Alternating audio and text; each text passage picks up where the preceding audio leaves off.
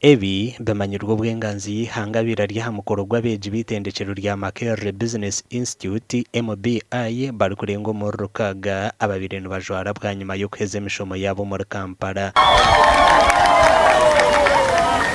Musajja gwe ngatoteka ku ka smile yade. Enganzi y'ihangaro Benana Banja nagira ngo mbaro gw'abejo bwa hati abariyo no bargo mu mashomero binje no babura fiizi kibaretera bargo mu mashomero ati onukwe kurabura abakuru b'amashomero gona ga gavumenti ngora kwatwe nashaba sente naija kubingwa. And let me take this opportunity to say we are banning all fees in public schools because this will increase access to education, which is the core why we have always asked our pupils and parents to take their children to school. Kandi we director w'itendekero Honorable Nathan Itungo ashabire gavumenti okuyamba abazaire hanshonga ya school fees.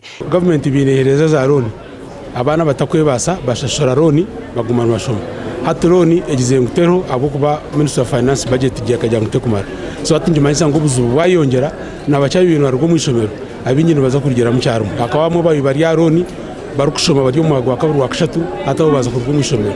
Itungwa yongere yashaba enganzi y'ihanga okurebeka ngo gavumenti yayamba amashomero g'abantu buntu ngo ahabwo kuba bariyo no barwana n'emishoro eyabire eruho mu bwire bwa COVID-19 kakamara imyaka ibiri gakingira hatubwigwire nibe nangashashura imisoro kandi tukora gatarukora amagobo so mwe ntwe na gavumenti yayamba amashomero gatashashura imisoro y'igine abo kuba obwire bwa covid amashomero gaga gatarukora nabahereza aba investors abindi za tax holders na nebindi n'amashomero bagahereza.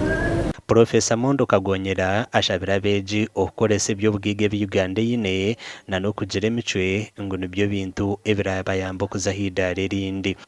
In improving our knowledge, and many people confuse knowledge with intelligence.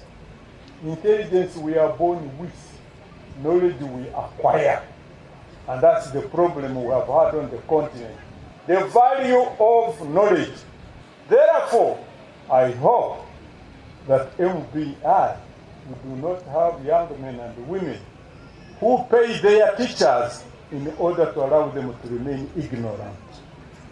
And to the parents, relatives and friends of those who continue to benefit from the services offered by this institution, we appreciate God and also yourself for the huge contribution you have made and you continue to make that enables these graduates to come this far.